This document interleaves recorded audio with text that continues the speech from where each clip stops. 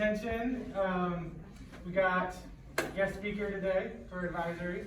Our very own mayor, right, has been nice enough to spend some time with us. He's an Elkhart native, former employee at Elkhart Community Schools. He's really just involved in so many areas of the community. So we know he's busy, but he's taken some time to spend with us. So let's give him our attention. Mayor Roberson. Thank you. Thank you. Good morning, everyone. Good morning. First of all, let me find out who I'm talking to. And I know that it's kind of cold. I got 15 minutes, so I want to make sure I'm as effective as I can be in 15 minutes. So you guys don't have to kind of sit all day long and listen to somebody speak about things that you should or can be doing. That's not my objective. I'm here to tell you a little bit about my story. I'm here to tell you, hopefully you pick up something, because when I was your age, I wish I had picked up a little bit if somebody was talking to me straight. So I'm gonna try to give it to you straight. I am the mayor, but I'm also one of you, and you may not see the places where it comes together. Hopefully I can explain that in a minute. So what grades do we have? 9 through 12. 9 through 12. How many ninth graders in the room? None. 10th? 4, 11, 12. So somebody didn't have to raise their hand. How many 10-year-olds? How many sophomores are in the room?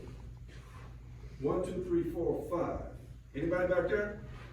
How many juniors? None. How many seniors?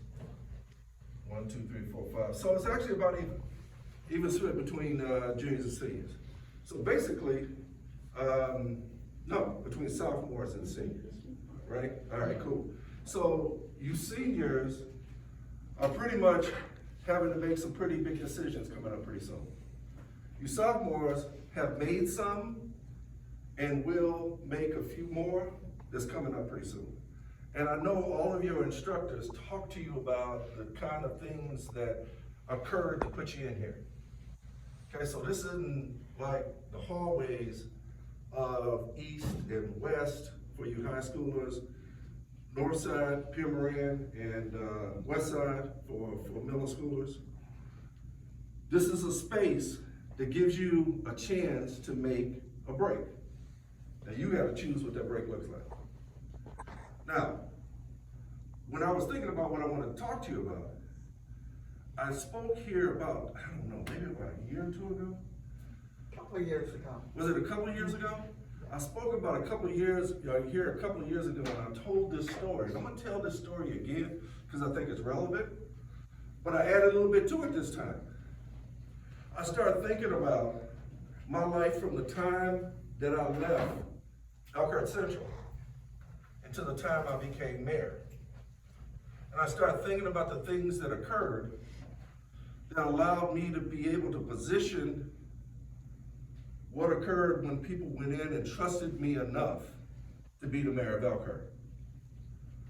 And let me tell you, when I was sitting where you were my sophomore year, I was a long way from being where I am. But I'm standing in front of you in a manner that at least allows you to see that that kind of change can happen. If it happened to me, it can happen to you. If things that you are going to become are a part of your options, the decisions that you make, then you have an opportunity to not just be mayor. You can be a whole lot more than what you ever thought you can be. And don't let anybody establish expectations for you. 3 things that I was able to group together that allowed me to understand where I am and who I am. One of them was adversity. When I was sitting in your seat, we experienced it every day. When I was in the first, when I started school at 6, I went to Roosevelt Elementary School. I sat on those little, it was when it was on Benjamin or Prairie, actually it wasn't even on Prairie. It was on Roy's and Indiana. The Pierre Moran Park, did you know, how many of you guys know where Pierre Moran Park is? Raise your hand. Okay, now I live across the street. But that Pomeranian Park wasn't a park. That was street. That was a road full of houses. And I sucked my thumb when I was 4. I started sucking my thumb. And I sucked it. That sounds strange. I sucked my thumb. I sucked my thumb all the way through kindergarten. And I thought somebody in school was gonna find out that I sucked my thumb. And I finally said in the 1st grade that, or actually somebody found out, and they teased me on the playground. Now, that was bad for me. But I decided not to suck my thumb anymore. And I came home and told my mama, I'm gonna quit sucking my thumb. She said, right. She said, why? Because kids found out and they started to tease me. Well, one found out. The one I didn't want to know. And he teased me, and I told him I'm never gonna suck my thumb again. And I never did. The adversity that hit me then was real, palpable. How many times when people affect you by the things that they say to you? It hit me. First time somebody called me the N-word. And now it's red charge, right? This is going on 60 years ago. I'm 62. It happened on the court. And I played basketball. I played basketball at a pretty high level. I got drafted in the NBA. I didn't make the team. Anybody heard of Magic Johnson? He's pretty old. I do know him. Y'all may I'm know him, from but y'all may Roberson. not know him. Anyway, if y'all know Magic, I played against him. And got him too a couple of times. When I left, I was at Roosevelt Elementary School, and I went on to Pomeranian, and I went on to Elkhart Central. Graduated from Elkhart Central, went to Northwestern University, played in the Big Ten, and that's when I played against Magic. But in high school, it was this, actually, it was high school, this guy called me the N-word. And when he called it to me, I served him, I gave him about 30. I had to stop for a minute and say, what am I going to do? Because he called me the word. And y'all know that's fighting words for some of us. And back in the day, it was even worse than it is right now. And so when he did, I decided, in the channel, I gave him 30. And what I mean by I gave him 30, anybody know what that means? No, I scored 30 points against him. And he took that home. I was in the Philippines. I played basketball overseas. A Filipino called me the N-word. A Filipino called me the N-word in the Philippines. I gave him 67. Most points I ever scored. So what did I do with the adversity? I channeled it, right? I made it a motivator to what I was going to do that left him, or whoever it was that said it, in a space where he thought about saying that to the next person. It took me a minute, but I didn't. Because I automatically wanted to fight, especially against Mishawaka, the first time it happened when I was a sophomore. But I gave him 30. What I want you to know is that your options when adversity hits are things that you can utilize for your motivation to become better. And I don't care whether it's the N-word or whether it isn't, or whether it's somebody calling you out of your name, if somebody's making fun of you because you suck your thumb, wear glasses, look a certain way, it's gonna hit you. Hit me, hit my kids, it's gonna hit everyone.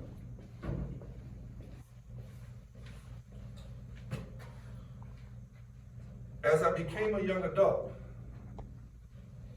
I understood after I had a child what sacrifice was. And I didn't know what it was.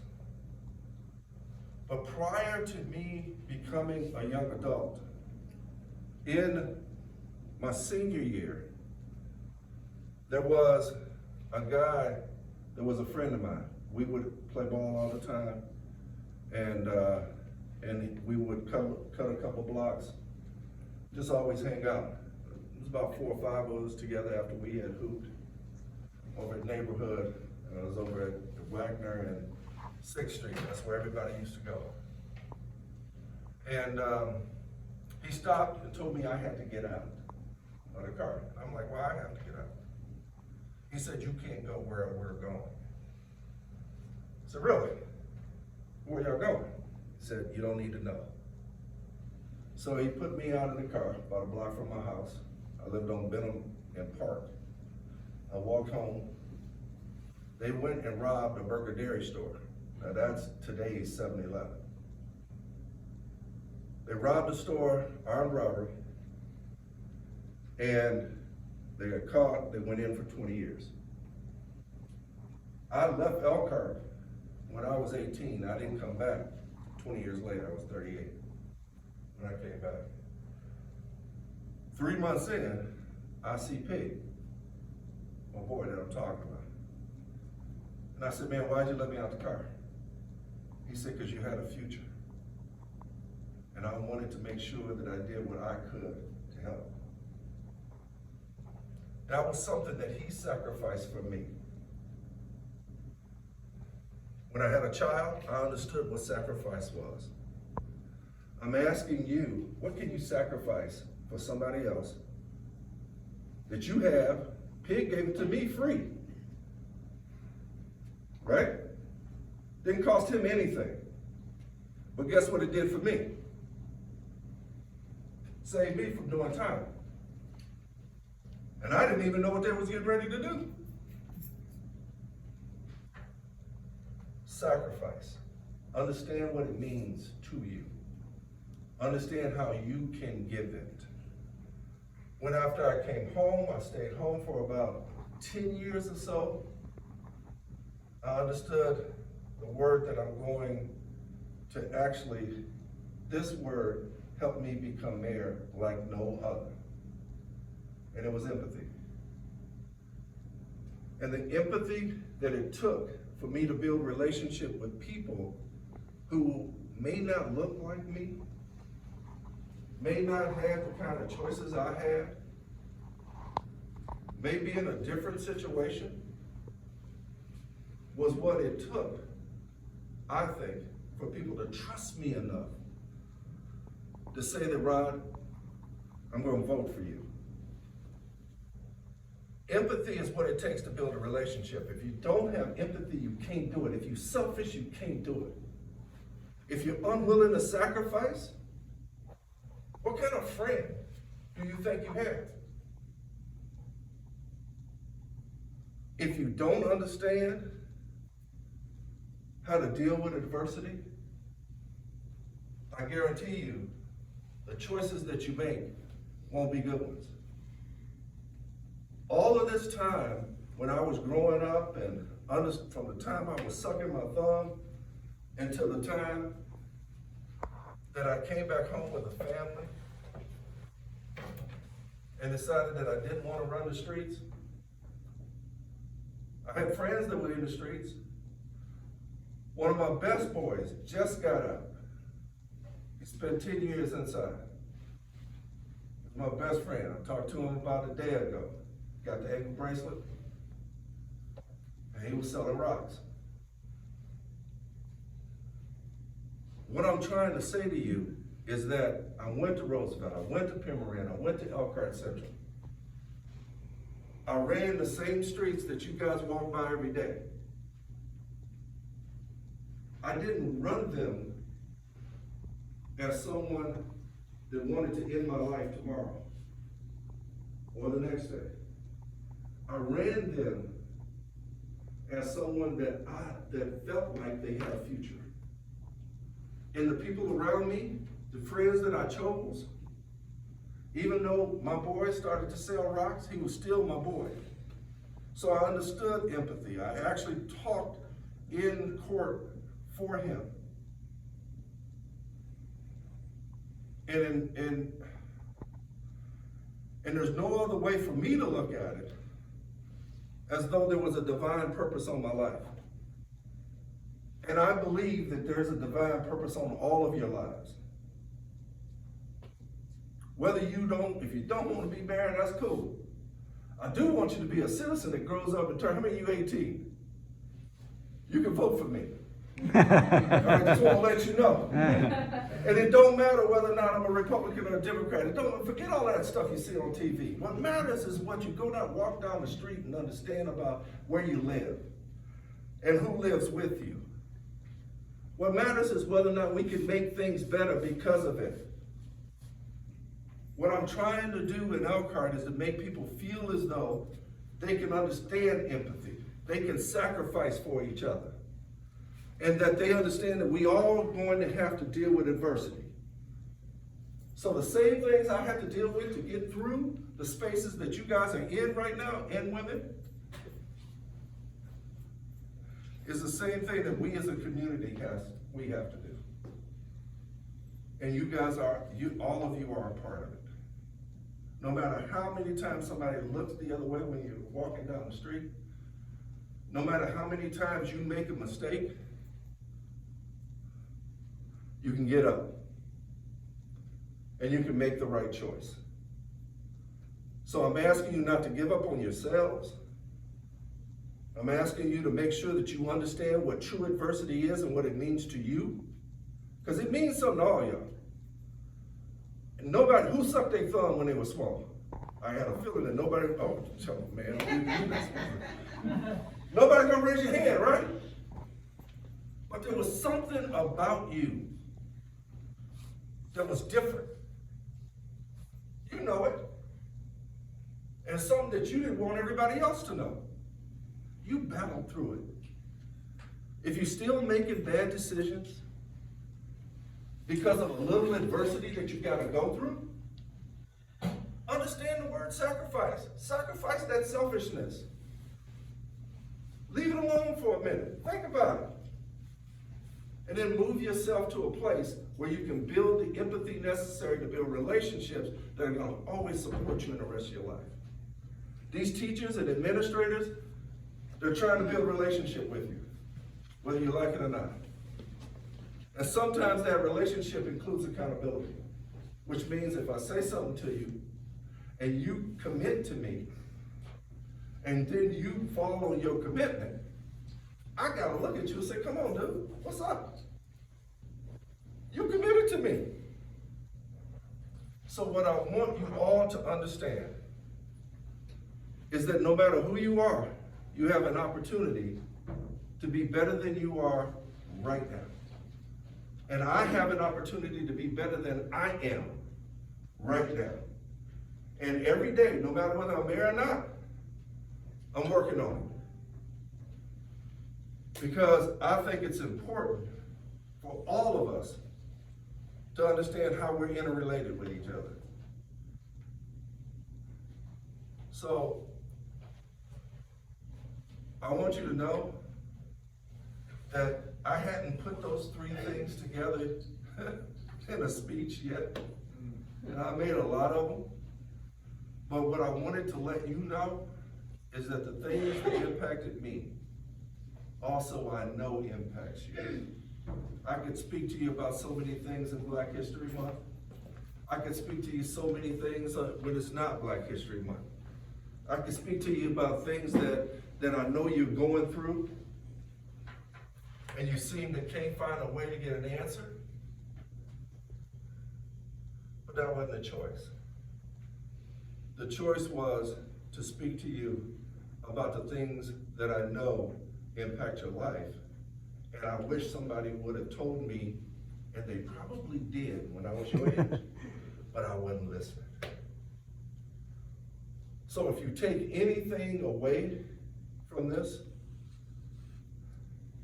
take away that you have the choice. You have the choice over the things that are adversity in your life. You have the choice to sacrifice and be selfless with things that you have that doesn't cost you anything. You have the choice. Also, to be empathetic, understand what somebody else is going through, trying to understand it. I'm not talking about sympathy. I'm not looking for your sympathy. I just want you to understand some of the things I'm going through. And you have friends, when you can do those three things, well, you have friends for life. And you'll have good options in your life. You have chosen good options for yourself in your life. And so I'm praying that I can make good choices from this point forward. And I hope that all of you as well. I'm rooting for you. Let me know. Give me a shout. I'm the mayor. You can call me. All right? Reach out. Thank you for letting me just speak for just 15 minutes. I appreciate it. Thank you. All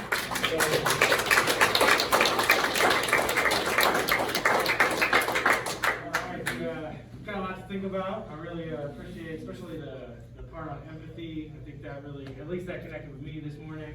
So thanks again for sharing your time with us. Let's give them another hand. All